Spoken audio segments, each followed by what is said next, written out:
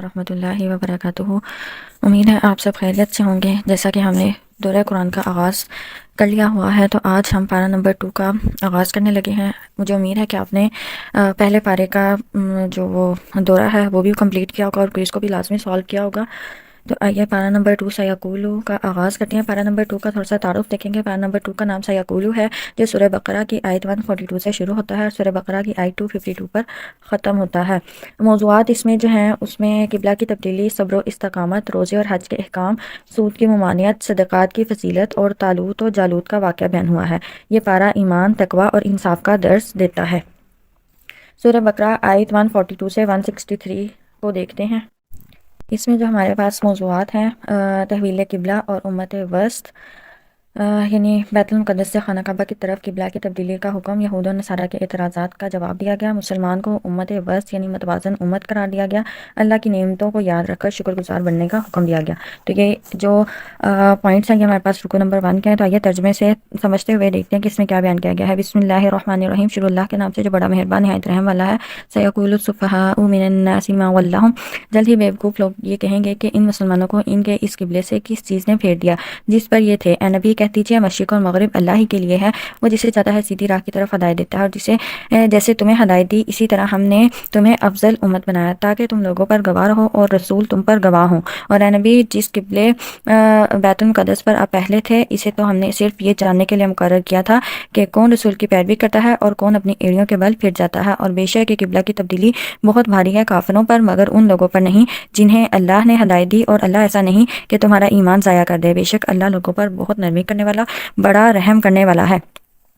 یہاں پہ یہ جو ہے نا کہ قبلہ کی جو تبدیلی ہے اس میں سب سے پہلی بات تو یہ ہے کہ جب آپ صلی اللہ علیہ وسلم مکے سے ہجرت کر کے مدینہ تشریف لے گئے تھے تو 16-17 مہینے تک بیت المقدس کی طرف رخ کر کے نماز پڑھتے رہے، اور آپ صلی اللہ علیہ وسلم کی خواہش یہ تھی کہ خانہ کعبہ کی طرف ہی رخ کر کے نماز پڑھی جائے جو قبلہ ابراہیمی ہے، اس لیے آپ وسلم دعا بھی فرماتے اور بار بار آسمان کی طرف نظر بھی اٹھاتے۔ بالآخر اللہ نے تحویل قبلہ کا حکم دے دیا جس پر یہودی اور منافقین نے شور مچا دیا، حالانکہ نماز اللہ کی ایک عبادت ہے اور عبادت میں عابد کو جس طرح کا حکم دیا جاتا ہے وہ اس کا پابند ہوتا ہے۔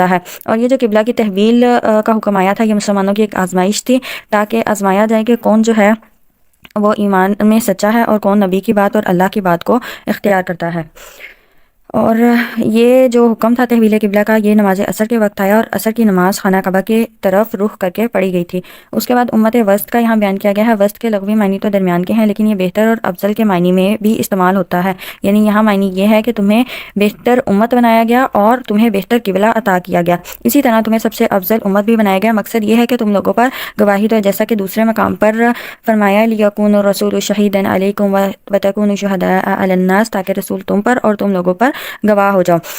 اس کی وضاحت بعض حدیث میں اس طرح سے آتی ہے کہ جب اللہ تعالیٰ پیغمبروں سے قیامت والے دن پوچھے گا کہ تم نے میرا پیغام لوگوں تک پہنچا دیا تو وہ اس بات میں جواب دیں گے، اللہ فرمائے گا تمہارا کوئی گواہ ہے؟ وہ کہیں گے ہاں، محمد صلی اللہ علیہ وسلم اور ان کی امت، چنانچہ یہ امت گواہی دے گی۔ اس لیے یہاں پہ یہ وسط امت کہا گیا ہے، اور وسط کے ایک معنی عادل اور اعتدال کے بھی کیے گئے ہیں، یعنی امت معتدل یعنی افراط و تفریط سے پاک۔ اسلام کی تعلیمات کے اعتبار سے ہے کہ اس میں اعتدال ہے، افراط و تفریط نہیں۔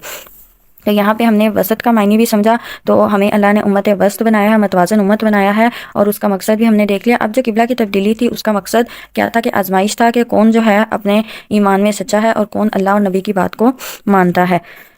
آگے دیکھتے ہیں قد نرا تقلبا، ہم آپ کے چہرے کا بار بار آسمان کی طرف اٹھنا دیکھ رہے ہیں، تو ہم ضرور آپ کو اس قبلے کی طرف پھیر دیں گے جسے آپ پسند کرتے ہیں، اور پھر آپ اپنا منہ مسجد حرام کی طرف پھیر لیں، اور جہاں کہیں بھی تم ہو اپنے منہ اس کی طرف پھیر لو، اور بے شک وہ لوگ جنہیں کتاب دی گئی وہ ضرور جانتے ہیں کہ بے شک یہ ان کے رب کی طرف سے حق ہے، اور اللہ اس سے غافل نہیں جو وہ عمل کرتے ہیں۔ اور اے نبی اگر آپ ان لوگوں کے پاس ہر قسم کی نشانی لے آئیں جنہیں کتاب دی گئی تو بھی وہ آپ کے قبلے کی پیروی نہیں کریں گے، اور نہ آپ ان کے قبلے کی پیروی کرنے والے ہیں، اور ان میں سے کوئی گروہ دوسرے گروہ کی قبلے کی پیروی کرنے والا نہیں، اور اگر آپ نے ان کی خواہشات کی پیروی کی اس علم کے بعد جو آپ کے پاس آ چکا تو یقیناً اس وقت آپ ظالموں میں سے ہو جائیں گے۔ یہاں پہ یہ بتایا گیا کہ یہود کا قبلہ جو تھا وہ زمرہ بیت المقدس اور عیسائیوں کا بیت المقدس شرقی جانب ہے، اور جب اہل کتاب کے یہ دو گروہ بھی ایک قبیلے پر متفق نہیں تو مسلمانوں سے کیوں یہ توقع رکھتے ہیں کہ وہ اس معاملے پر ان کی موافقت کریں؟ یعنی یہود اور عیسائی بھی الگ الگ طرف رخ کر کے اپنی نماز پڑھتے تھے، اور مسلمان جو تھے وہ یہود کے ساتھ پڑھتے تھے۔ تو یہاں پہ یہ بات کہی جا رہی ہے کہ اگر یہ یہود اور عیسائی یعنی اہل کتاب ہیں تو یہی اپنا جو قبلہ ہے ان کا ایک نہیں ہے، یہ بھی متفرق قبلے کی طرف، متفرق رخ کی طرف نماز پڑھتے ہیں، تو مسلمانوں سے کیسی اس بات کی توقع کی جا سکتی ہے؟ آگے جو بات ہے اس کو دیکھتے ہیں۔ جن لوگوں کو ہم نے کتاب دی وہ اس رسول کو ایسے پہچانتے ہیں جیسے وہ اپنے بیٹوں کو پہچانتے ہیں۔ یہ مثالی طور پہ کہا کہ جیسے ایک انسان اپنے بیٹوں کو پہچانتا ہے، ویسے ہی یہودی جو ہیں جو اہل کتاب ہیں جن کو کتاب دی گئی وہ رسول کو پہچانتے ہیں، اور بے شک ان میں سے ایک گروہ ضرور حق کو چھپاتا ہے حالانکہ وہ جانتے ہیں یہ حق ہے تمہارے رب کی طرف سے، لہٰذا اس کے متعلق تم ہرگز شک میں نہ پڑنا۔ آگے جو اگلی آیات ہے 163 تک، رکو نمبر 2، اس میں بات ہے صبر، نماز اور اللہ کی توحید۔ صبر اور نماز کو مشکلات میں مدد کے لیے ضروری قرار دیا گیا ہے، جیسا کہ ہم نے کل بھی یہ پڑھا تھا کہ صبر اور نماز کے ساتھ مدد طلب کی جائے۔ شہداء زندہ ہیں مگر ہمیں ان کی حقیقت کا ادراک نہیں۔ حج، صفا و مروہ اور اللہ کی آیات پر ایمان لانے کی تلقین اللہ کی بے شمار نعمتوں اور توحید کا بیان ہے۔ تو آئیے اس کو دیکھتے ہیں۔ اور ہر ایک کے لیے ایک سمت ہے جس کی طرف وہ منہ پھیرتا ہے، لہٰذا تم نیکیوں میں ایک دوسرے سے آگے بڑھو، تم جہاں کہیں بھی ہوگے اللہ تم سب کو لے آئے گا، بے شک اللہ ہر چیز کو خوب جاننے والا ہے۔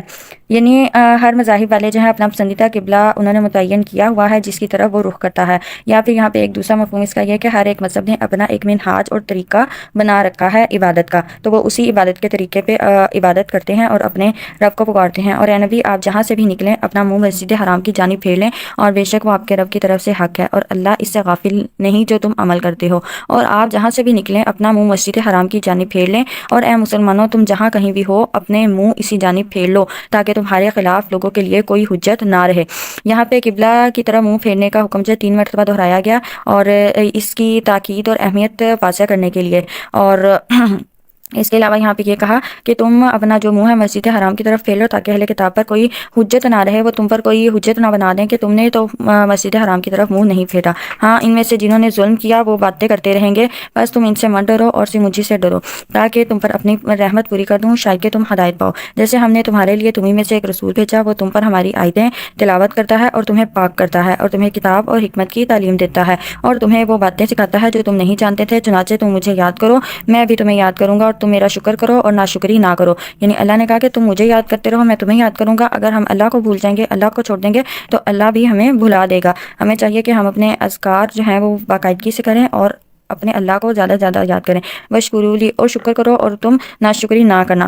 شکر کے متعلق یہ کہ انسان جتنا شکر کرتا جاتا ہے اس کی نعمت بڑھتی جاتی ہے، اور اس کے بارے میں یہ بھی ہے لئن شکرتم لازیدنکم، اگر تم شکر کرو گے تو تمہیں اور زیادہ دیا جائے گا، ولئن کفرتم ان عذابی لشدید، اور اگر تم ناشکری کرو گے تو بے شک میرا عذاب بہت سخت ہے۔ یہ سورہ ابراہیم کی آیت ہے جس میں شکر کی فضیلت کو بیان کیا گیا ہے۔ شکر کے اور بھی بہت سے فوائد ہیں، ہمیں زیادہ سے زیادہ شکر کرنا چاہیے، اور سب سے بڑا فائدہ یہ ہے کہ انسان کو اللہ کا قرب حاصل ہوتا ہے اور نعمتوں میں اضافہ ہوتا چلا جاتا ہے۔ 164 کو سٹارٹ کرتے ہیں۔ ان فی خلق السماوات والارض، بے شک آسمانوں اور زمین کی پیدائش میں اور رات اور دن کے بدل بدل کر آنے جانے میں، اور ان کشتیوں میں جو سمندر میں ان چیزوں کو لے چلتی ہیں جو لوگوں کو نفع دیتی ہیں، اور اللہ کے نازل کردہ آسمانی پانی میں کہ پھر اس کے ذریعے سے زمین کو جو مردہ ہو چکی تھی زندہ کیا، اور ان ہر قسم کے جانوروں میں جو اس نے زمین میں پھیلائے ہیں، اور ہواؤں کے پھیرنے میں، اور ان بادلوں میں جو آسمان اور زمین کے درمیان پابند کر دیے گئے ہیں، ان سب میں ان لوگوں کے لیے نشانیاں ہیں جو عقل رکھتے ہیں۔ یہ آیت بہت ہی جامع ہے، اس میں کائنات کی تخلیق اور اس کا جو نظم و تدبر ہے وہ ہمیں جو نظر آتا ہے کہ تمام چیزیں اپنے اپنے وقت پر بالکل ٹھیک ہو رہی ہیں، تو اس کو بیان کیا گیا ہے۔ اور اگر انسان اس پہ غور کرے تو اس کو پتہ چلے کہ ان سب کو بنانے والی ذات جو ہے وہ ایک اللہ ہی ہے جو رات اور دن کو بدلنے پر قادر ہے، اللہ ہی ہے جو آسمان اور زمین کا قادر ہے، ان کا خالق ہے، اور وہی ہے وہ جس کے حکم سے جو کشتی ہے وہ سمندروں میں چلتی ہے اور انسان اس سے فائدہ اٹھاتے ہیں، تجارت وغیرہ کرتے ہیں، تو یہ اللہ کی قدرت کی نشانیاں ہیں۔ اور بعض لوگ وہ ہیں جو اللہ کے سوا دوسروں کو شریک ٹھہراتے ہیں اور وہ ان سے یوں محبت کرتے ہیں جیسے اللہ سے محبت کرنی چاہیے۔ غلط ہو گیا۔ 164 سے 176 میں بات ہے اللہ کی نشانیوں پر غور و فکر، زمین و آسمان، رات اور دن کی تبدیلی، بادل، بارش اور کائنات کی نشانیوں پر غور کرنے کی دعوت، مشرکین کی گمراہی اور ان کے جھوٹے معبودوں کا ذکر، شیطان کی پیروی سے بچنے اور اللہ کی اطاعت کرنے کا حکم، حلال و حرام اور نیکی کی حقیقت بیان کی گئی ہے، حلال کھانے اور شکر گزار بننے کی تلقین، حرام چیزوں، مردار خون، خنزیر کا گوشت کی وضاحت کی گئی ہے۔ نیکی صرف عبادت کا نام نہیں بلکہ عدل، صدقہ اور حق گوئی بھی نیکی ہے۔ تو آئیے اس کو دیکھتے ہیں آیت نمبر 164 سے۔ بے شک آسمانوں اور زمین کی پیدائش میں اور رات اور دن کے بدل بدل کر آنے جانے میں اور ان کشتیوں میں جو سمندر میں ان چیزوں کو لے چلتی ہیں جو لوگوں کو نفع دیتی ہیں، اور اللہ کے نازل کردہ آسمانی پانی میں کہ پھر اس کے ذریعے سے زمین کو جو مردہ ہو چکی تھی زندہ کیا، اور ان ہر قسم کے جانوروں میں جو اس نے زمین میں پھیلائے ہیں، اور ہواؤں کے پھیرنے میں، اور ان بادلوں میں جو آسمان اور زمین کے درمیان پابند کر دیے گئے ہیں، ان سب میں ان لوگوں کے لیے نشانیاں ہیں جو عقل رکھتے ہیں۔ تو یہاں پہ دیکھیں یہ آیت بہت ہی جامع ہے کیونکہ اس میں کائنات کی تخلیق اور اس کے نظم و تدبر کے متعلق تمام ہی تقریباً امور جو ہے وہ بیان کر دیے گئے ہیں۔ 7 امور کی یہاں بات کی گئی ہے، آسمان اور زمین کی پیدائش، اس کے بعد رات اور دن کا بدل بدل کر آنا، دیکھیں اپنے اپنے وقت پر رات اور دن بدل کر آ رہے ہیں، سمندر میں جو کشتی چلتی ہے اس سے لوگ نفع اٹھاتے ہیں، اور آسمان سے جو پانی نازل ہوتا ہے، مردہ زمین سے مراد کے بنجر تھی یا اس پہ فصلیں نہیں ابھی اگی تھی، تو اس پانی سے جو اللہ نے برسایا اس سے وہ زمین زرخیز ہوئی، اس کو جو اس کی ضرورت تھی پانی کی وہ پوری ہوئی، اور اس کے ذریعے سے پھر اللہ نے وہاں پہ نباتات اگا دیے، اور اسی سے پھر آگے پھل اور سبزیاں جو انسان کھاتا ہے اور فائدہ حاصل کرتا ہے۔ تو یہ اللہ ہی کی قدرت کی نشانیاں ہیں اور ان کو اللہ کے سوا اور کوئی نہیں کر سکتا۔ اس کے علاوہ جو جانور پیدا کیے اور ہواؤں اور بادلوں کا آنا اور جانا، یہ سب چیزیں اللہ نے انسان کے لیے پیدا کی ہیں، تو انسان کو چاہیے کہ وہ ان کائنات کی ان چیزوں کو دیکھتے ہوئے، ان کی تخلیق پر غور و فکر کرتے ہوئے اس چیز کو سمجھے کہ کائنات کا مالک صرف اللہ سبحانہ و تعالی ہے، اس کا کوئی شریک نہیں، اور اس کا شکر بجا لائے۔ وَمِنَ النَّاسِ، اور بعض لوگ وہ ہیں جو اللہ کے سوا دوسروں کو شریک ٹھہراتے ہیں۔ دیکھیں اتنی نعمتیں اللہ نے دی پھر بھی انسان شرک کر بیٹھتا ہے، اور وہ ان سے یوں محبت کرتے ہیں جیسے اللہ سے محبت کرنی چاہیے، اور ایمان والے اللہ کی محبت میں زیادہ سخت ہیں۔ اور جن لوگوں نے ظلم کیا اگر وہ اس وقت کو دنیا ہی میں دیکھ لیں جب وہ عذاب دیکھیں گے تو یہ جان لیں کہ بے شک ساری کی ساری قوت اللہ ہی کے لیے ہے، اور یہ کہ بے شک اللہ شدید عذاب والا ہے۔ اور جب وہ لوگ جن کی پیروی کی گئی تھی ان لوگوں سے بیزار ہو جائیں گے جنہوں نے پیروی کی تھی، اور وہ عذاب کو دیکھیں گے اور ان کے تمام تعلقات کٹ جائیں گے، اور جن لوگوں نے پیروی کی تھی وہ کہیں گے کاش کہ ہمارے لیے ایک بار دنیا میں واپسی ہو تو ہم بھی ان لوگوں سے اسی طرح بیزار ہو جائیں گے جس طرح وہ ہم سے بیزار ہو گئے۔ اسی طرح اللہ ان کے اعمال کو ناکام بنا کر ان کے سامنے دکھائے گا، اور وہ آگ کے عذاب سے نکلنے والے نہیں ہوں گے۔ یہاں پہ یہ پریکٹیکلی اللہ نے یہاں پہ ایک منظر کشی کی ہے کہ قیامت والے دن تو آخرت میں جو مشرکین ہوں گے اور جو شرک کرنے والے ہوں گے،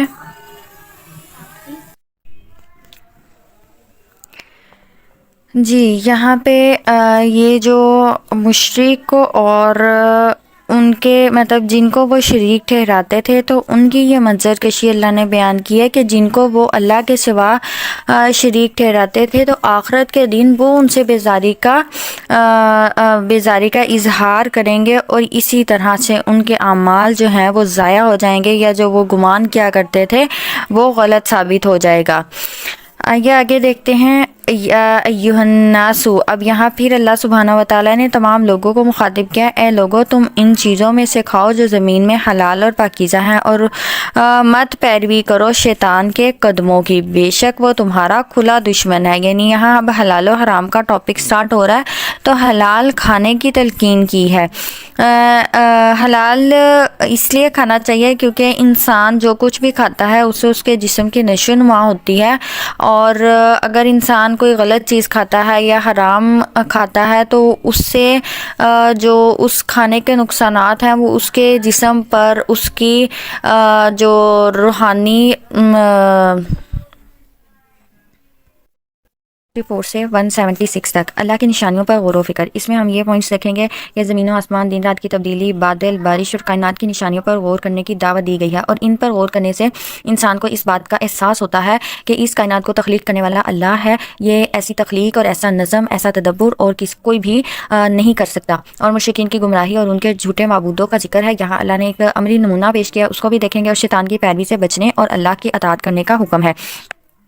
ان فی خلق السماوات والارض، بے شک آسمان اور زمین کی پیدائش میں اور رات اور دن کے بدل بدل کر آنے جانے میں، اور ان کشتیوں میں جو سمندر میں ان چیزوں کو لیے چلتی ہیں جو لوگوں کو نفع دیتی ہیں، اور اللہ کے نازل کردہ آسمانی پانی میں کہ پھر اس کے ذریعے سے زمین کو جو مردہ ہو چکی تھی زندہ کیا، اور ان ہر قسم کے جانوروں میں جو اس نے زمین میں پھیلائے ہیں، اور ہواؤں کے پھیرنے میں، اور ان بادلوں میں جو آسمان اور زمین کے درمیان پابند کر دیے گئے، ان سب میں ان لوگوں کے لیے نشانیاں ہیں جو عقل رکھتے ہیں۔ یہاں یہ 7 نشانیاں بیان کی گئی ہیں، اور ان 7 نشانیوں پر اگر انسان غور و فکر کرے تو اس کو پتہ چلے گا کہ اس کائنات کا موجد، اس کائنات کو تخلیق کرنے والا اللہ ہے، اللہ کے سوا کوئی بھی ایسا نہیں کر سکتا۔ اور بعض لوگ وہ ہیں جو اللہ کے سوا دوسروں کو شریک ٹھہراتے ہیں، وہ ان سے یوں محبت کرتے ہیں جیسے اللہ سے محبت کرنی چاہیے، اور ایمان والے اللہ کی محبت میں زیادہ سخت ہیں۔ اور جن لوگوں نے ظلم کیا، اگر وہ اس وقت کو دنیا میں ہی دیکھ لیں جب وہ عذاب دیکھیں گے، تو یہ جان لیں کہ بے شک ساری کی ساری قوت اللہ ہی کے لیے ہے، اور یہ کہ بے شک اللہ شدید عذاب والا ہے۔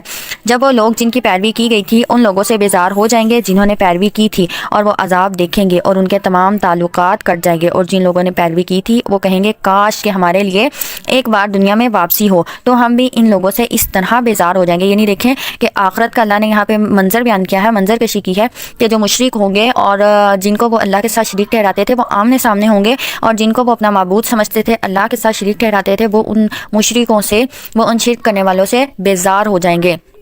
تو یہی حقیقت ہے کہ انسان جب علم اور دلیل کے بغیر کسی بھی چیز کے پیچھے چل پڑتا ہے اور کسی بھی گمان کو سچا مان لیتا ہے تو پھر اس کا کوئی بھی فائدہ نہیں ہوتا۔ اس لیے ضروری ہے بحیثیت مسلمان کہ ہم دلائل اکٹھے کریں، دین کا علم سیکھیں، اس پر عمل کرنے کی کوشش کریں، اور یہ جتنے بھی گمان ہیں یا رسم و رواج بنے ہوئے ان کے پیچھے نہ چلیں۔ جس طرح وہ ہم سے بیزار ہو گئے اسی طرح اللہ ان کے اعمال کو ناکام بنا کر ان کے سامنے دکھائے گا، اور وہ آگ کے عذاب سے نکلنے والے نہیں ہوں گے۔ اے لوگو تم ان چیزوں سے کھاؤ جو زمین میں حلال اور پاکیزہ ہیں، اور مت پیروی کرو شیطان کے قدموں کی، بے شک وہ تمہارا کھلا دشمن ہے۔ یہاں حلال کھانے کی تلقین کی گئی ہے، اور حلال و حرام اور نیکی کی حقیقت بیان کی گئی ہے۔ کھانے کا جو ہے نا انسان کے اوپر بہت زیادہ اثر ہوتا ہے، کیونکہ انسان جو کھانا کھاتا ہے اس سے اس کی جسم کی اور اس کے جو دماغ ہے اور دل ہے اس کی نشو و نما ہوتی ہے۔ تو اب اگر انسان حرام چیز کھا رہا ہے تو وہ جو حرام چیز ہے ظاہر سی بات ہے اس کا کوئی نہ کوئی نقصان ہے، اسی وجہ سے اللہ سبحانہ و تعالیٰ نے اس کو حرام کیا۔ تو وہ جو حرام کھانا ہے اس کی وجہ سے انسان کے اندر برائی جو ہے وہ پروان چڑھ سکتی ہے، جبکہ حلال کھانے سے انسان نیکی کی طرف جاتا ہے۔ تو اسی چیز کو اللہ نے یہاں پہ بیان کیا ہے، اور یہاں پہ یہ کہا کہ تم حلال چیزوں میں سے کھاؤ اور شیطان کے قدموں کی پیروی نہ کرو، بس وہ تو تمہیں صرف برائی اور بے حیائی کا حکم دیتا ہے، اور یہ کہ تم اللہ کے بارے میں وہ باتیں کہو جو تم نہیں جانتے۔ اور جب ان سے کہا جاتا ہے کہ تم اس قرآن کی پیروی کرو جو اللہ نے نازل کیا، تو کہتے ہیں نہیں، بلکہ ہم تو اسی چیز کی پیروی کریں گے جس پر ہم نے اپنے باپ دادا کو پایا۔ یہ بہت امپورٹنٹ پوائنٹ ہے کہ ہمارے ہاں بھی آج بھی اگر ہم دیکھیں کہ یہ پہلے جو مشرک تھے ان کو دیکھیں، یا جو پہلے جو انکار کرنے والے تھے ان کو دیکھیں، اور آج کے مسلمان کا ہم کمپیریزن کریں تو ہمیں زیادہ تر یہی چیز دیکھنے کو ملتے ہیں کہ اگر ہم کسی کو کوئی چیز دلیل کے ساتھ بھی پیش کرتے ہیں یا کہتے ہیں کہ اس کو آپ مانیں یا اس کو ایسے نہیں ایسے کرنا چاہیے، تو وہ کہتے ہیں کہ ہمارے فیملی میں تو ہوتا ہی ایسے، ہمارے بڑوں نے ایسے ہی کیا تو ہم نے بھی ایسے ہی کرنا ہے، ہم اپنے بڑوں کی بات کو نہیں چھوڑ سکتے۔ تو یہ رویہ ہمیں آج پتہ چلا قرآن کو پڑھنے سے کہ یہ رویہ کن لوگوں کا ہے جو اللہ کا انکار کرنے والے ہیں، اور جن کے پاس کوئی علم نہیں ہوتا، جو عقل نہیں رکھتے، اور مطلب وہ کوئی نہ کوئی اللہ کے بارے میں وہ باتیں کہتے ہیں جن کو وہ نہیں جانتے۔ تو یہ رویہ پہلے لوگوں کا بھی تھا اور اب بھی یہ رویہ پایا جاتا ہے. ہمیں اپنے اندر سے اس رویے کو ختم کرنا ہوگا. کیا وہ پیروی کریں گے اگرچہ ان کے باپ دادا کچھ نہ سمجھتے ہو اور نہ ہی انہوں نے راہ ہدایت ہی پائی ہو؟ یعنی ہم نہیں جانتے کہ ہمارے جو بڑے تھے یا پھر وہ جو اپنے باپ دادا کی بات کریں ان کے پاس کتنا علم تھا یا کس بنا پر انہوں نے یہ بات کی، لیکن اللہ کا قرآن جو ہے وہ غلط نہیں کہتا. قرآن میں جو بات کی گئی ہے وہ غلط نہیں ہو سکتی، وہ صحیح ہو سکتی ہے. تو قرآن اور حدیث کے جو دلائل آپ کے سامنے پیش کیے جائیں یا آپ اس کا علم حاصل کریں، آپ کے سامنے یہ دلائل آئیں تو ان دلائل کو قبول کر لینا چاہیے. اور جن لوگوں نے کفر کیا ان کی مثال اس شخص کی سی ہے جو اس جانور کو پکارتا ہے جو پکارنے اور چلانے کے سوا کچھ نہیں سنتا. اس مثال کو پڑھتے ہوئے آپ اپنے مائنڈ میں ایک چرواہے کو لے کر آئیں کہ وہ بکریوں کو صرف پھانکتے ہوئے لے جاتا ہے. بکریاں اس کی کوئی بات نہیں سمجھتی، بس یہ ہے کہ وہ چرواہا چلاتا ہے تو انہیں پتہ چل جاتا ہے کہ ہم نے ادھر نہیں ادھر جانا ہے، بس اس کے علاوہ وہ کچھ نہیں سمجھ سکتی. تو یہی حال کافروں کا ہے. وہ بہرے گونگے اور اندھے ہیں اس لیے کہ وہ عقل نہیں رکھتے. یہ بہرے گونگے اندھے یعنی کان، آنکھیں اور زبان، یہ جو ہے یہ ان کے کام نہیں کرتے. یعنی ان کے پاس یہ چیزیں ہیں، وہ سنتے بھی ہیں، وہ دیکھتے بھی ہیں، وہ بولتے بھی ہیں، لیکن وہ اندھے انہیں مطلب یہ بہرے گونگے اندھے اس لحاظ سے انہیں کہا گیا کہ وہ علم سیکھنے کے لیے ان کو استعمال نہیں کرتے، کیونکہ علم سیکھنے کے 3 آلے ہیں. تو انہی 3 آلوں کا یہاں پہ ذکر کیا گیا ہے. کانوں سے انسان سنتا ہے، آنکھوں سے دیکھتا ہے، دل سے اقرار کرتا ہے اور پھر زبان سے اس چیز کو بیان کرتا ہے. تو یہ 3 آلے ہیں علم کو سیکھنے کے. لیکن وہ لوگ جو کفر میں ڈوب چکے ہیں وہ ان آلوں سے محروم ہیں کیونکہ وہ عقل نہیں رکھتے. اے لوگوں جو ایمان لائے ہو تم ان پاکیزہ چیزوں سے کھاؤ جو ہم نے تمہیں رزق کے طور پر دی ہیں اور اللہ کا شکر کرو اگر تم اسی کی عبادت کرتے ہو. انما حرم علیکم المیتۃ، اللہ نے تو تم پر صرف مردار، خون، خنزیر کا گوشت اور وہ چیز حرام کی ہے جس پر اللہ کے سوا کسی اور کا نام پکارا جائے. یعنی اللہ کے سوا کسی اور کا نام لے کر اس کھانے کو بنایا جائے یا کچھ ایسا کیا جائے تو وہ کھانا جائز نہیں ہوتا. پھر جو شخص مجبور ہو جائے جبکہ وہ سرکشی کرنے والا اور حد سے گزرنے والا نہ ہو تو اس پر کوئی گناہ نہیں، بے شک اللہ بہت بخشنے والا بڑا رحم کرنے والا ہے. یعنی انسان اگر مجبور ہو، آپ کسی غیر ملک گئے ہوئے، باہر کے ملک ہیں، وہاں پہ آپ کو حلال کھانا نہیں میسر، تو آپ اپنی جان بچانے کے لیے جتنا کھانا ضروری ہے وہ حرام کھا سکتے ہیں، لیکن وہ اس نیت سے نہیں کھا سکتے کہ آپ نے کوئی آپ کو چیز اچھی لگ رہی ہے یا آپ ٹیسٹ کرنا چاہتے ہیں، لیکن اس لیے کھا سکتے ہیں کہ آپ مجبوری کی حالت میں اور جان بچانے کے لیے آپ کے لیے وہ کھانا ضروری ہے. اس سے زیادہ نہیں کھا سکتے. اگر آپ زیادتی کرنے کا ارادہ نہیں رکھتے تو تب آپ کے لیے یہ اجازت ہے.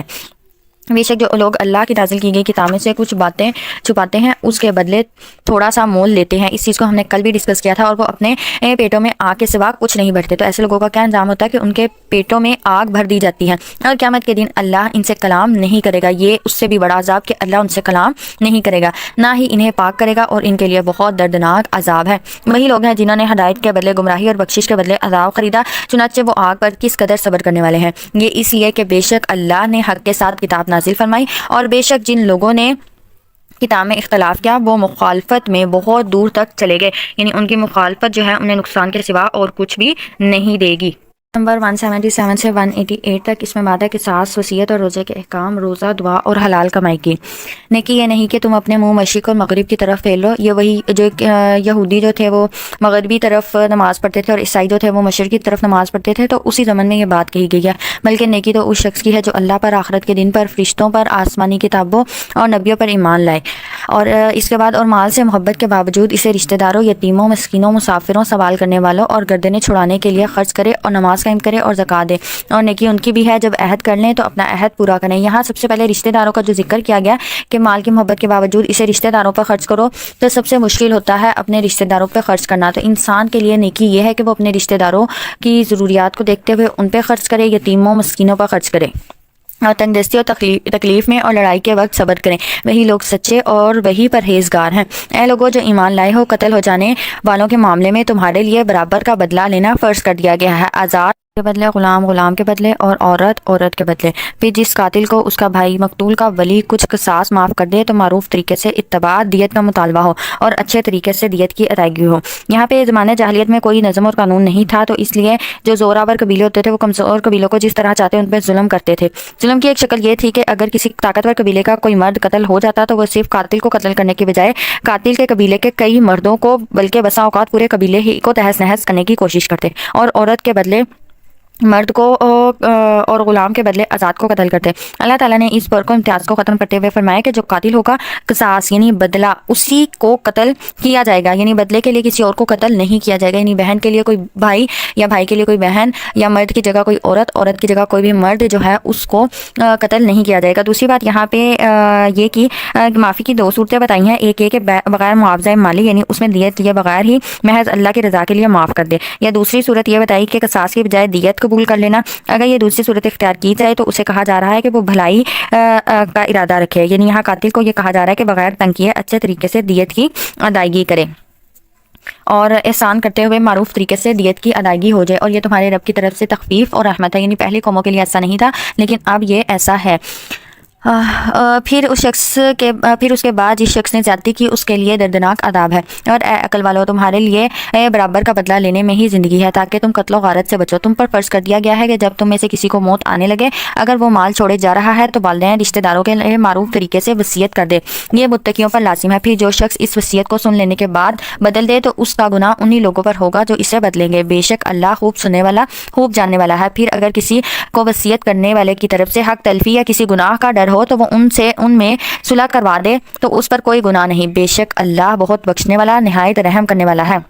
یہاں یہ وصیت کرنے کا یہ حکم جو ہے آیت مواریث کے نزول سے پہلے دیا گیا تھا، اب یہ منسوخ ہے۔ نبی صلی اللہ علیہ وسلم فرمان ہے اللہ تعالیٰ نے ہر حق والے کو اس کا حق دے دیا ہے، ورثاء کے حصے مقرر کر دیے ہیں، بس اب کسی وارث کے لیے وصیت کرنا جائز نہیں۔ البتہ اب ایسے رشتہ داروں کے لیے وصیت کی جا سکتی ہے جو وارث نہ ہوں یا راہ خیر میں خرچ کرنے کے لیے کی جا سکتی ہے، اور اس میں زیادہ سے زیادہ حد ثلث یعنی آپ کے پاس جتنا بھی مال ہے اس میں سے 1/3 مال کی آپ وصیت کر سکتے ہیں، اس سے زیادہ کی وصیت کرنا جائز نہیں ہے۔ یا ایھا الذین آمنوا کتب علیکم الصیام، اے لوگوں جو ایمان لائے ہو تم پر روزہ رکھنا اس طرح فرض کیا گیا ہے جس طرح ان لوگوں پر فرض کیا گیا تھا جو تم سے پہلے تھے تاکہ تم متقی بن جاؤ۔ اور متقی یعنی پرہیزگاری کو کہتے ہیں، پرہیز یعنی کسی چیز سے رک جانا۔ تو جب انسان روزہ رکھتا ہے، روزے کے تمام جو واجبات ہیں ان کو پورا کرتا ہے، خود کو برائی سے روک کر رکھتا ہے تو وہ بھی متقی بن جاتا ہے، برائی سے بچنے والا بن جاتا ہے۔ روزے گنتی کے چند دن ہیں، پھر تم میں سے جو کوئی بیمار ہو یا سفر پر ہو تو دوسرے دنوں میں گنتی پوری کر لے، یعنی آپ کسی بیماری کی وجہ سے کسی عذر کی وجہ سے اگر روزہ نہیں رکھ پائے تو یہاں بیماری کا ذکر ہے ویسے تو اس کی جو گنتی ہے وہ آپ دوسرے دنوں میں پورا کریں، اور جو لوگ روزہ رکھنے کی طاقت رکھتے ہوں پھر نہ رکھیں تو اس کا فدیہ ایک مسکین کو کھانا کھلانا ہے۔ پھر اگر کوئی اپنی خوشی سے زیادہ نیکی کرے تو یہ اس کے لیے بہتر ہے، اور تمہارا روزہ رکھنا تمہارے لیے کہیں بہتر ہے اگر تم علم رکھتی ہو، یعنی اگر کوئی روزہ رہ جاتا ہے اس کی قضا جو ہے وہ لازم ہے، اور فدیہ دینے سے بہتر ہے کہ تم روزہ رکھ لو۔ یہ بھی ہو سکتا ہے کہ آپ فدیہ بھی دے دیں اور روزہ بھی رکھ لیں۔ رمضان کا مہینہ وہ ہے جس میں قرآن نازل کیا گیا۔ اس آیت سے پتہ چلا ہے کہ رمضان اور قرآن کا گہرا تعلق ہے، کیونکہ قرآن پاک کا جو نزول تھا وہ رمضان کے مہینے میں ہوا، جو انسانوں کے لیے ہدایت ہے، اور اس میں ہدایت کی واضح اور حق کو باطل سے جدا کرنے والی دلیلیں ہیں۔ پھر تم میں سے جو شخص اس مہینے کو پائے تو اسے چاہیے کہ اس کے روزے رکھے، اور جو شخص بیمار ہو یا سفر پر ہو تو دوسرے دنوں میں گنتی پوری کرے، یعنی آپ کو کوئی بیماری ہے، کوئی آپ سفر میں ہیں، آپ سفر میں روزہ جو ہے آپ کو اس بات کا خطرہ ہے کہ آپ پورا نہیں کر پائیں گے تو آپ دوسرے دنوں میں اس کی گنتی لازمی پوری کریں۔ اللہ تمہارے لیے آسانی چاہتا ہے اور وہ تمہارے لیے تنگی نہیں چاہتا، اور تاکہ تم گنتی پوری کرو اور اللہ پر اور اس پر اللہ کی بڑائی بیان کرو کہ اس نے تمہیں ہدایت دی تاکہ تم شکر کرو۔ اور اے نبی جب میرے بندے آپ سے میرے بارے میں سوال کریں تو بے شک میں قریب ہوں، میں دعا کرنے والوں کی دعا کو قبول کرتا ہوں۔ جب بھی وہ مجھ سے دعا کرے بس چاہیے کہ وہ بھی میرے حکموں کو مانے اور مجھ پر ایمان لائیں تاکہ وہ ہدایت پائیں۔ اللہ نے یہاں بندے کو کہا کہ میں بہت قریب ہوں، اللہ جو انسان کی شاہ تک سے بھی زیادہ قریب ہے۔ اللہ ہم سے یہ چاہتے ہیں کہ ہم اللہ کی عبادت کریں اور اس کے جتنے بھی احکامات ہیں، جتنے حکم اللہ نے نازل کیے ہیں ان کو بجا لائیں۔ تو اللہ نے کہا کہ پھر جو وہ مجھ سے دعا کرے گا میں اسے ضرور قبول کروں گا۔ ایک تو اللہ کی عبادت کرنی ہے، اللہ کا حکم ماننا ہے، اور اللہ سے دعا کرنی ہے۔ دعا کے بغیر کچھ نہیں ملے گا۔ اللہ خود کہہ رہے ہیں کہ مجھ سے مانگو میں تمہیں عطا کروں گا۔ تمہارے لیے روزے کی رات کو اپنی عورتوں کے ساتھ صحبت کرنا حلال کر دیا گیا ہے، اور وہ تمہارے لیے لباس ہے اور تم ان کے لیے لباس ہو۔ اللہ نے جان لیا کہ بے شک تم اپنے آپ سے خیانت کرتے تھے، چنانچہ اس نے تم پر توجہ فرمائی اور تمہیں معاف کر دیا، اس لیے اب تم ان سے ہم بستری کر سکتے ہو، اور اللہ نے تمہارے لیے جو لکھ رکھا ہے وہ تلاش کرو اور کھاؤ اور پیو یہاں تک کہ صبح کی سفید دھاری کالی دھاری سے واضح یعنی روشن ہو جائے۔ پھر تم روزے کو رات تک پورا کرو، اور جب تم مسجدوں میں اعتکاف بیٹھو تو اپنی عورتوں سے ہم بستری نہ کرو، یہ اللہ کی حدیں ہیں لہٰذا تم ان کے قریب مت جاؤ۔ اللہ لوگوں کے لیے اپنی آیتیں اسی طرح بیان فرماتا ہے تاکہ وہ متقی بن جائیں۔ یہاں پہ یہ جو بات ہے اس میں یہ کہ جو ابتدائی رمضان میں ابتدائی اسلام میں حکم ایسے تھا روزے کا کہ افطار کرنے کے بعد عشاء کی نماز یا اس سے پہلے سونے تک کھانے پینے اور بیوی سے مباشرت کرنے کی اجازت تھی. سونے کے بعد یا عشاء کی نماز کے بعد ان میں سے کوئی بھی کام نہیں کیا جا سکتا. ظاہر سی بات ہے کہ یہ پابندی بہت زیادہ سخت تھی اور عمل کرنا بھی مشکل تھا. تو ایک بار ایسا ہوا تھا کہ ایک کوئی آدمی تھا, وہ کام سے واپس آئے تو وہ کام سے واپس آئے, کافی تھکے ہوئے تھے. تو وہ جو ان کی بیوی ہے وہ کھانے کا انتظام کرنے گئی. تو اتنا وہ واپس آئی تو وہ جو آدمی تھے وہ سو چکے تھے, اور اس کے بعد مطلب وہ سو گئے تھے, تو مطلب ان کا اگلا روزہ شروع ہو گیا. تو اس طرح سے یہ کافی مشکل ایک معاملہ تھا. تو اس وجہ سے اللہ سبحانہ و تعالیٰ نے اس کو آسانی میں تبدیل کر دیا. حدیں ہیں, اور تو اللہ جو ہے لوگوں کے لیے اپنی آیتیں اسی طرح بیان فرماتا ہے تاکہ وہ متقی بنے. اور تم اپنے مال آپس میں ناجائز طریقے سے نہ کھاؤ, انہیں حاکموں کے پاس نہ لے جاؤ تاکہ تم لوگوں کے مالوں میں سے کچھ مال گناہ کے ساتھ کھاؤ, حالانکہ تم جانتے ہو. یہ اس شخص کے بارے میں بات کی گئی ہے کہ جس کے پاس کسی کا حق ہو لیکن حق والے کے پاس ثبوت نہ ہو. اس کمزوری سے فائدہ اٹھا کر وہ عدالت یا کسی حاکم سے اپنے حق کا فیصلہ کروائے اور اسی طرح دوسرے کا حق غصب کر لے. یہ ظلم ہے اور یہ حرام بھی ہے. تو عدالت کا فیصلہ ظلم اور حرام کو جائز اور حلال نہیں کر سکتا. یہ ظالم اللہ کا مجرم ہوگا. تو اس طرح کرنے سے ہمیں خود کو بچانا چاہیے. آگے آیت نمبر 189 سے 203 میں بات ہے چاند, حج اور جہاد کی, اور پھر آگے تذکرہ ہے حج کے مزید احکام اور ذکر الہی کا.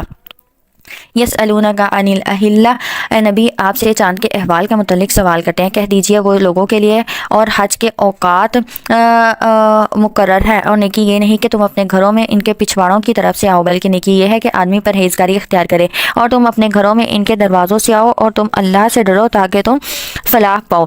یہاں پہ یہ سب سے پہلے کہ وہ لوگ آپ سے چاند کے متعلق سوال کرتے ہیں. تو جو چاند ہے یہ آپ کو پتا کہ اسلامی جو مہینے ہیں یہ قمری مہینے ہیں, اور چاند کی تاریخ کو دیکھتے ہوئے جو ہے ان کا اندازہ لگایا جاتا ہے. تو یہاں پہ چاند کے بارے میں یہ کہا جا رہا ہے کہ وہ حج کے اوقات جو ہیں ان کو بتانے کے لیے بتائے جا رہے ہیں. اور یہاں پہ یہ بات بھی کی جا رہی ہے کہ چاند کے ذریعے سے ہی حج کے اوقات کا پتہ چلتا ہے, اور اسی طرح سے جو اب روزوں کا بھی ہمیں چاند کی وجہ سے ہی پتہ چلتا ہے. اب یہاں پہ آگے یہ جو بات ہے, انسان جاہلیت میں جب حج یا عمرے کا احرام باندھ لیتے اور پھر کسی خاص ضرورت کے لیے گھر آنے کی ضرورت پڑ جاتی تو دروازے سے آنے کی بجائے پیچھے سے دیوار پھیلان کر آتے. اس کو وہ نیکی سمجھتے تھے. اللہ نے فرمایا کہ یہ نیکی نہیں ہے, تم سیدھا دروازوں سے ہی اپنے گھروں میں آؤ, اور تم اللہ کی راہ میں ان لوگوں سے لڑو, جہاد کرو جو تم سے لڑتے ہیں, اور تم زیادتی نہ کرو, بے شک اللہ زیادتی کرنے والوں کو پسند نہیں کرتا. اور تم انہیں جہاں کہیں بھی پاؤ ان کو قتل کر دو, اور تم انہیں نکال دو جہاں سے انہوں نے تمہیں نکالا, اور فتنہ قتل سے زیادہ سخت گناہ ہے. اور تم ان سے مسجد حرام کے پاس نہ لڑو یہاں تک کہ وہ اس میں تم سے لڑیں. مسجد حرام کی جو حرمت ہے اس کو بیان کرتے ہوئے یہاں پہ کہا کہ وہاں تم لڑائی نہ کرو. اگر وہ تم پر حملہ کریں تو پھر تم ان سے لڑ سکتے ہو, پھر اگر وہ تم سے لڑیں تو تم انہیں قتل کرو. ایسے کافروں کی یہی سزا ہے. پھر اگر وہ باز آ جائیں تو بے شک اللہ بہت بخشنے والا رحم کرنے والا ہے. اور ان سے جنگ کرو یہاں تک کہ فتنہ باقی نہ رہے اور دین صرف اللہ ہی کے لیے ہو جائے. اور یہ جنگ کب تک کرنی ہے؟ تب تک کرنی ہے, یہ جہاد تب تک کرنا ہے جب تک سارے کا سارا دین اللہ ہی کے لیے نہ ہو جائے. پھر اگر وہ باز آ جائیں تو ظالموں کے سوا کسی پر زیادتی جائز نہیں. تم پر ماہ حرام کی پابندی ان کی طرف سے ماہ حرام کی پابندی کے بدلے میں ہے, اور حرمتیں بدلے کی چیزیں ہیں. یہاں 6 ذی الحجہ صلی اللہ علیہ وسلم 14 صحابہ کرام کو ساتھ لے کر عمرہ کے لیے گئے تھے, لیکن کفار مکہ نے انہیں مکہ جانے نہیں دیا, اور یہ طے پایا کہ آئندہ سال مسلمان 3 دن کے لیے عمرہ کرنے کی غرض سے مکہ آ سکیں گے. یہ ذی القعدہ کا مہینہ تھا جو حرمت والے مہینوں میں سے ہے. جب دوسرے سال مسلمان حسب معاہدہ اسی مہینے میں عمرہ کے لیے جانے لگے تو اللہ تعالیٰ نے یہ آیات نازل فرمائی. مطلب یہ ہے کہ اس دفعہ بھی اگر کفار مکہ اس مہینے کی حرمت پامال کریں گے, گزشتہ سال کی طرح تمہیں مکہ میں جانے سے روکیں گے, تو تم بھی ان کی حرمت کو نظر انداز کر کے ان سے بھرپور مقابلہ کرنا. بس جو کوئی تم پر زیادتی کرے تو تم اس کے برابر اس پر زیادتی کرو جو زیادتی اس نے تم پر کی, اور اللہ سے ڈرو اور جان لو بے شک اللہ پرہیزگاروں کے ساتھ ہے.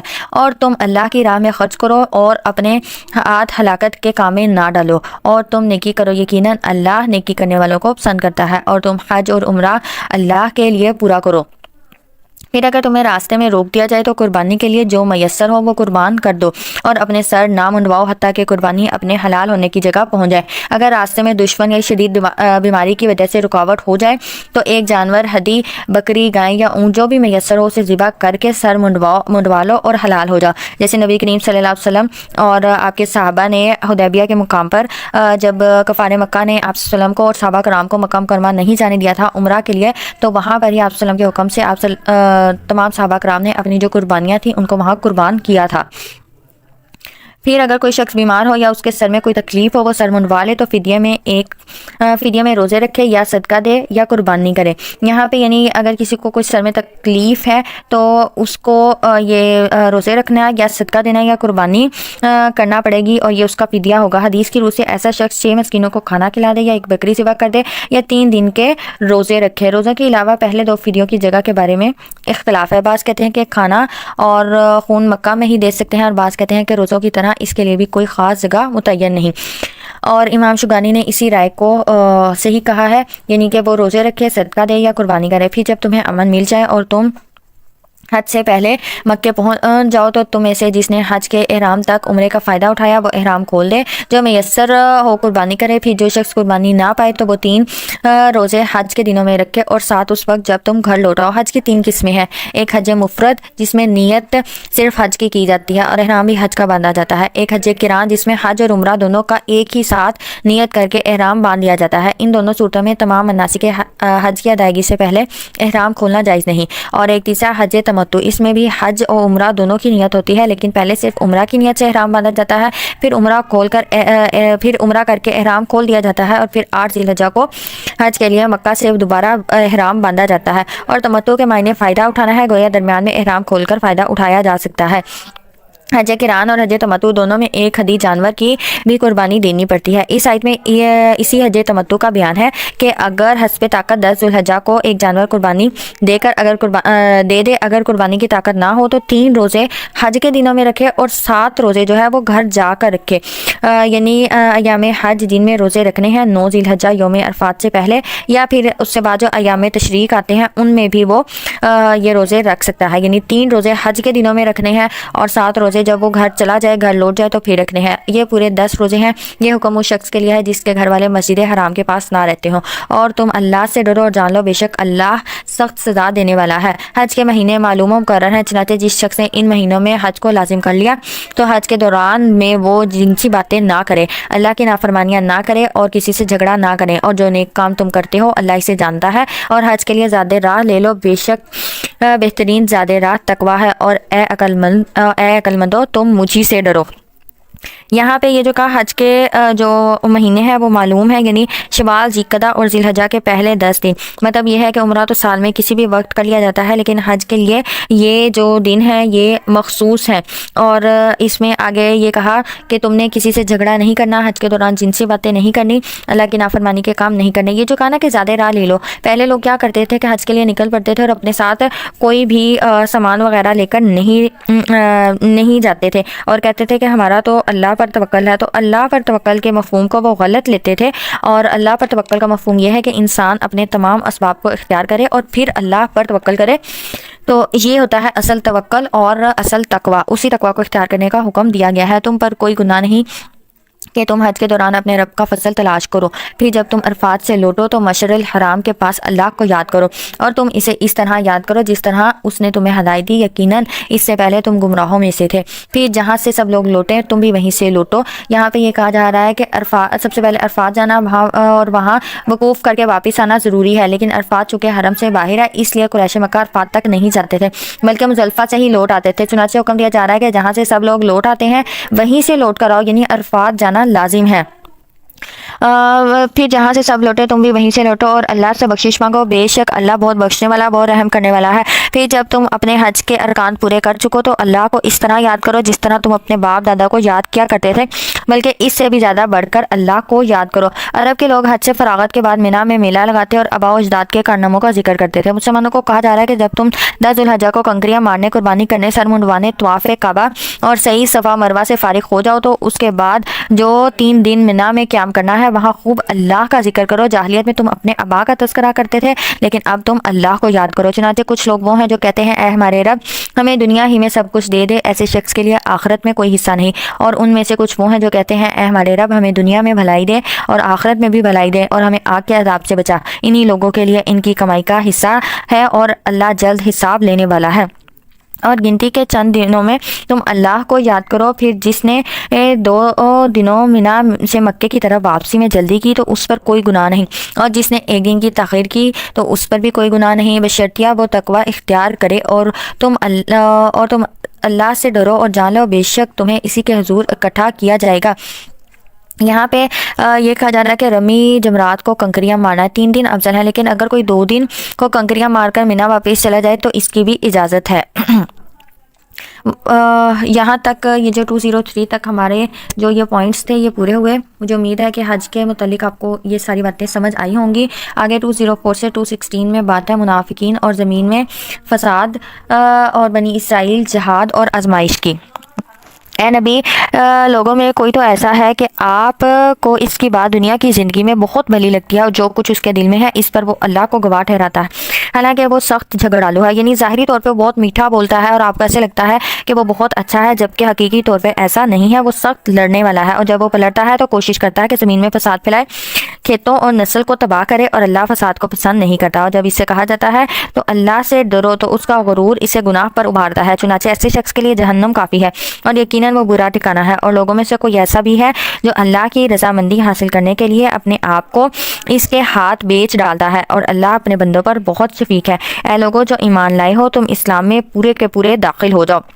یہاں پہ یہ جو کہا جا رہا ہے نا پورے کے پورے داخل ہو جاؤ، یعنی اب ہم کسی کے گھر جاتے ہیں تو ہم صرف ڈور نوک کر کے وہیں پہ تو کھڑے ہو کے بات چیت نہیں کرتے، ہم گھر کے اندر انٹر ہوتے ہیں، بیٹھتے ہیں اور پھر بات چیت سٹارٹ کرتے ہیں۔ تو اسلام کے متعلق بھی یہ کہا جا رہا ہے کہ اسلام کے اس گھر میں، اسلام کی اس عمارت میں تم دروازے پہ ہی نہ کھڑے رہو، اپنی زبان سے ہی نہ اقرار کرتے رہو کہ میں ایمان لے آیا، میں مسلمان ہوں، بلکہ اس عمارت کے اندر داخل ہو جاؤ، اس عمارت کے رنگ میں رنگ جاؤ اور تمام جو اعمال ہیں ان کے مطابق اپنی زندگی کو ڈھال لو۔ تو یہاں پہ یہ بات کہی جا رہی ہے، اور تم شیطان کے قدموں کی پیروی نہ کرو، بے شک شیطان تمہارا کھلا دشمن ہے۔ اگر آپ کو آپ کے والدین کہہ دیں کہ یہ فلاں جو ہے یہ ہمارا کھلا دشمن ہے، تو کیا آپ اس سے نہیں بچیں گے یا آپ اس سے مقابلہ نہیں کریں گے؟ بے شک آپ کریں گے۔ تو یہاں دیکھیں اللہ کہہ رہے ہیں کہ جو شیطان ہے یہ ہمارا واضح دشمن ہے، پھر اس سے جنگ جو ہے وہ لازم ہو جاتی ہے۔ پھر اگر تمہارے پاس واضح دلائل آ جانے کے بعد تم پھسل جاؤ تو جان لو بے شک اللہ غالب خوب حکمت والا ہے۔ اچھا جی بے شک اللہ غالب خوب حکمت والا ہے۔ کیا وہ اس انتظار میں ہے کہ اللہ بادلوں کے سائے میں ان کے سامنے چلا آئے اور فرشتے بھی ان کے معاملے کا فیصلہ ہی کر ڈالا جائے؟ آخر سارے معاملات اللہ ہی کی طرف لوٹائے جاتے ہیں۔ یہاں پہ یہ قیامت کا یا تو قیامت کا منظر ہے یا پھر یعنی اللہ جب سامنے آئے گا بادلوں کے سائے میں تو یہ تو قیامت کا ہی منظر ہے، اور فرشتے بھی سامنے چلے آئیں جس کا وہ مطالبہ کرتے ہیں تو وہ جو ہے یہ قیامت کا منظر ہے، یا پھر اس کا مطلب یہ ہے کہ اللہ تعالیٰ فرشتوں کے جلوے میں یا پھر بادلوں کے سائے میں ان کے سامنے آئے اور فیصلہ چکائے، تب وہ ایمان لائیں گے۔ یعنی اگر ایسا ہو جائے جو معجزات وہ مانگتے ہیں کہ اللہ سامنے آئے یا فرشتے سامنے آئے، اگر ایسا ہو جائے تو پھر کیا ہے، پھر ان کا ایمان لانا انہیں فائدہ نہیں دے گا، بلکہ اس وقت صرف ان پر عذاب ہی آئے گا۔ پوچھئے بنی اسرائیل سے ہم نے انہیں کتنی واضح نشانیاں دی؟ بنی اسرائیل کی نشانیاں جو ہم نے کل پڑھی، اور جو کوئی اللہ کی نعمت پا لینے کے بعد اسے بدل دیتا تو بے شک اللہ سخت سزا دینے والا ہے۔ جن لوگوں نے کفر کیا ان کے لیے دنیا کی زندگی سجا دی گئی اور وہ ان لوگوں سے مذاق کرتے ہیں جو ایمان لائے، اور جو لوگ متقی ہیں وہ قیامت کے دن ان سے بلندتر ہوں گے۔ اللہ جسے چاہتا ہے بغیر حساب کے رزق دیتا ہے۔ لوگ پہلے ایک ہی امت تھے، پھر ان میں اختلافات پیدا ہو گئے تو اللہ نے نبی بھیجے خوشخبری دینے والے اور ڈرانے والے، اور ان کے ساتھ اس نے برحق کتاب نازل کی تاکہ وہ لوگوں کے درمیان ان باتوں کا فیصلہ کرے جن میں انہوں نے اختلاف کیا، اور اس میں اختلاف انہی لوگوں نے آپس کی ضد سے کیا جنہیں کتاب دی گئی تھی، حالانکہ ان کے پاس واضح دلیلیں آ گئی تھی۔ پھر جو ایمان لے آئے انہیں اللہ نے اپنے حکم سے اس حق کا راستہ دکھا دیا جس میں لوگوں نے اختلاف کیا تھا، اور اللہ جسے چاہتا ہے سیدھا راستہ دکھاتا ہے۔ پھر کیا تمہارا خیال ہے کہ تم یوں ہی جنت میں داخل ہو جاؤ گے، حالانکہ ابھی تک تمہیں ان لوگوں کی مانند مشکلیں پیش نہیں آئی جو تم سے پہلے گزر گئے، ان کو سختی اور تکلیف پہنچی اور وہ ہلا ڈالے گئے، یہاں تک کہ رسول اور وہ لوگ جو ایمان لائے تھے کہنے لگے اللہ کی مدد کب آئے گی؟ آگاہ رہو بے شک اللہ کی مدد قریب ہے۔ اے نبی لوگ آپ سے سوال کرتے ہیں کہ وہ کیا خرچ کریں، کہہ دیجئے تم اپنے مال میں سے جو بھی خرچ کرو تو اپنے والدین، رشتہ داروں، یتیموں، مسکینوں اور مسافروں کے لیے خرچ کرو، اور تم جو بھلائی کرو گے بے شک اللہ اسے خوب جاننے والا ہے۔ اور تم پر جہاد فرض کر دیا گیا ہے اور وہ تمہارے لیے ناگوار ہے. ممکن ہے کہ تم کسی چیز کو ناپسند کرو اور وہ تمہارے لیے بہتر ہو, اور یہ بھی ممکن ہے کہ تم کسی چیز کو پسند کرو اور وہ تمہارے لیے بری ہو, اور اللہ جانتا ہے اور تم نہیں جانتے. تو یہاں پہ یہ بات سمجھنے والی ہے. ایک تو یہ کہ انسان جس چیز کو پسند کر رہا ہوتا ہے ہمیشہ اس کے لیے وہ چیز اچھی نہیں ہوتی. بعض اوقات ایسے ہوتا ہے کہ ہماری زندگی میں کچھ ایسے معاملات ہوتے ہیں جو ہمیں ناگوار گزرتے ہیں, لیکن وہ ہمارے حق میں بہتر اور اچھے ثابت ہوتے ہیں. دوسری بات یہ کہ جہاد جو ہے وہ فرض کر دیا گیا ہے, اور جہاد یہ نہیں کہ بس میدان جنگ میں جائیں اور وہاں پہ ہی جہاد ہو. سب سے بڑا جہاد یہ کہ انسان اپنے نفس کے ساتھ جہاد کرے اور اپنے نفس کو شیطان کی طرف راغب ہونے سے روکے. یہ سب سے بڑا جہاد ہے. اللہ پاک سے دعا کرتے ہیں کہ اللہ پاک ہمیں جہاد کرنے کی توفیق عطا فرمائے. آج ہم یہ جو پارہ ہے اس کو یہیں تک ہی مکمل کریں گے. باقی جو پارے کا حصہ ہے انشاءاللہ وہ کل کریں گے. اس میں کافی زیادہ ڈیٹیل ہے, نکاح اور طلاق کے مسائل ہیں. تو آج ہم نے جو وصیت کے, حج کے مسائل دیکھے ہیں ان کو آپ نے اچھے سے سمجھنا ہے. جو بھی آپ کا کوئی کوشچن ہو تو آپ وہ پوچھ سکتے ہیں. انشاءاللہ جو کوئز ہے وہ کل والی کلاس کے ساتھ ہی آپ کے ساتھ شیئر کیا جائے گا. السلام علیکم. اپنا بہت سارا خیال رکھیے گا. پھر ملاقات ہوگی. اللہ حافظ.